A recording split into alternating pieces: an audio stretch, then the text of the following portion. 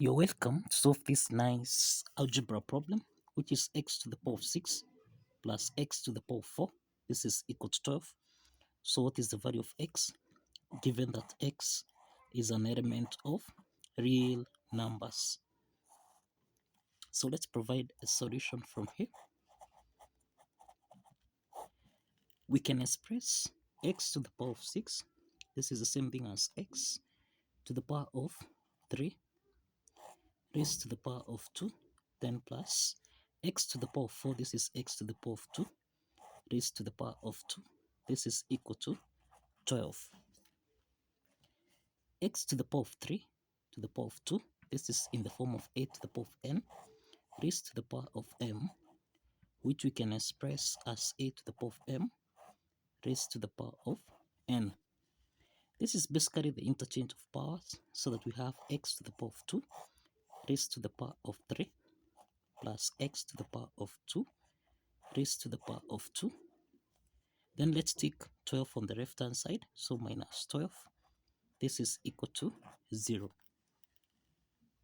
Now, we can let x to the power of 2 be equal to k. Now, let's substitute k into this equation here.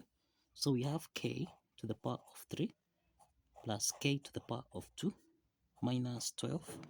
This is equal to 0. So this is k to the power of 3 plus k to the power of 2. Subtract 12, which is minus 8 minus 4. This is equal to 0. So we have k to the power of 3 plus k to the power of 2 minus 8, which is minus 2 to the power of 3 minus 2 to the power of 2. This is equal to 0. So we have k to the power of 3 and 2 to the power of 3. So this is k to the power of 3 minus 2 to the power of 3 plus k to the power of 2 minus 2 to the power of 2. This is equal to 0. So we have got two parts here. The first part is the difference of two cubes expressed as a to the power of 3 minus b to the power of 3, which we can express as a minus b, a squared plus a times b, then plus b to the power of 2. Applying this identity, then from here, k to the power of 3 minus 2 to the power of 3. This is the same thing as k minus 2. This is k to the power of 2 plus 2 times k, which is 2k, then plus 2 squared, which is 4. Let's call this equation 1. Then the second part here, this is the difference of two perfect squares expressed as a squared minus b squared, which we can express as a plus b multiplied by a subtract b. So this implies that k to the power of 2 minus 2 to the power of 2, this is equal to k plus 2 multiplied by k minus 2, and let's call this equation 2. So let's combine equation 1 and 2 from here. Let's combine equation 1 and 2 so that we have k minus 2. This is k to the power of 2 plus 2k plus 4, then plus k plus 2, then k minus 2. This is equal to 0. We have k minus 2 is common here, so we can factor out k, subtract 2 into the parentheses. This is k to the power of 2 plus 2k plus 4, then plus k plus 2. This is equal to 0. So here we have k minus 2. Then this is k to the power of 2. Now 2k plus k, this is 3k. Then plus 4 plus 2, this is 6. This is equal to 0. So we have got two parts here. We have k minus 2. This is equal to 0. Then we have k to the power of 2 plus 3k plus 6, this is equal to 0. From the first part here, we have k1 is equal to 2. Now, the second part here, this is a quadratic equation where we have a is equal to 1, b is equal to 3, and c is equal to 6. So let's assess the nature of the root of this quadratic equation. And this means that to assess the nature of the root, we determine the discriminant value, which is b squared minus 4ac. So let's substitute a, b, and c. So this is 3 to the power of 2 minus 4 times a, which is what? Times c, which is 6. So 3 squared, this is 9 minus 4 times 6, which is 24. 9 minus 24, this is minus 15, which is less than 0. So what this means we have two complex roots. We have two complex roots here. And in this case, there is no real solution that can be obtained from this quadratic equation. So this means that this quadratic equation is rejected. So this quadratic equation is rejected because the x here is a member of real numbers. So this quadratic equation cannot give us a real solution. So let's proceed with k equal to 2. Now, if you recall, we have seen that let x to the power of 2 be equal to 2.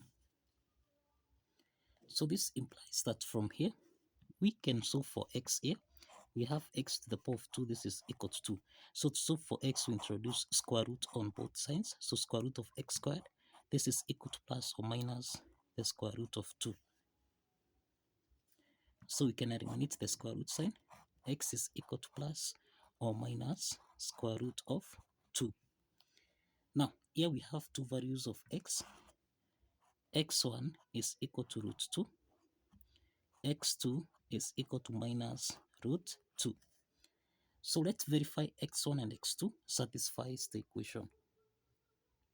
Now let's verify that x1 and x2 satisfies the equation.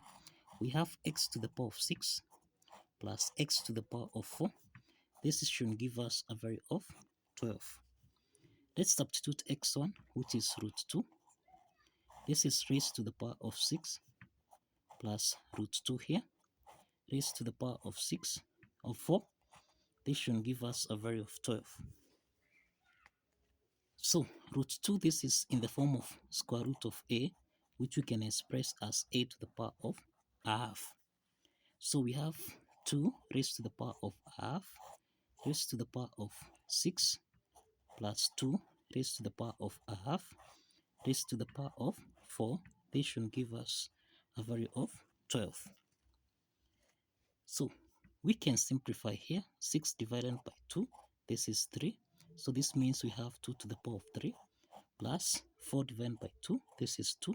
So 2 to the power of 2, which is 4. This should give us a value of 12. 2 to the power of 3, this is 8 plus 4. And this should give us a value of 12.